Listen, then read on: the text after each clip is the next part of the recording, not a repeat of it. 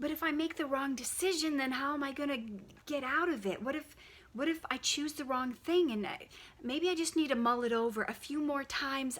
I don't know. I mean, there's pros and cons on both. I could talk myself into one thing, or I could talk myself into the other.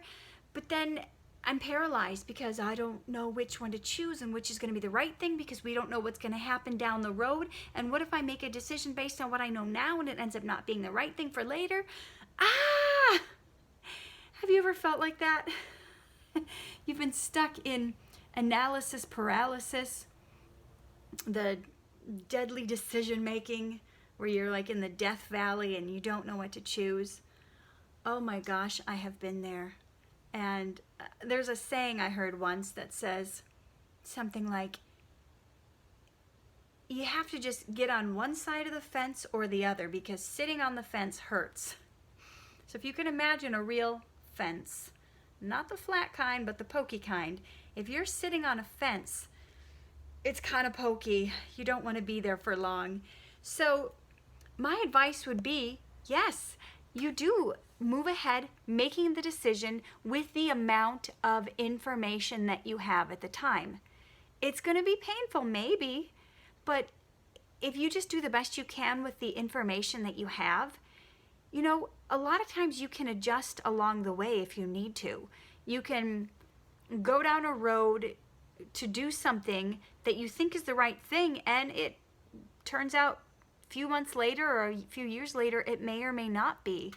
And you can adjust and you can change. Of course, some things are set in stone, to have a child or not to have a child. You can't go back and remake that decision. But there are other things in life, in business, in creating things, in your talents, in starting things. Sometimes we just need to make a decision and go for it, and start to learn to trust ourselves. You know, if you've thought about it, you've sought wise counsel from people you trust, people who've gone down the road before, they've done it, you've gotten the best advice you could get. You've researched it. You just have to go for it. You just have to trust yourself and adjust along the way. I'm telling you guys, because some of you may be stuck not being able to make a decision right now, and I'm saying just do it. You're going to feel a lot more comfortable, and you're going to be able to move ahead and not let something like this get you stuck. If you can't think of a name for your company, pick one. You know, sometimes people later rebrand, or they change their name. People even change their names just because they feel like it, or because they want to, or because they're rebranding. Whatever it is, make a decision and go for it. One isn't necessarily better than the other, especially if you don't have concrete evidence for it. It's like ice cream.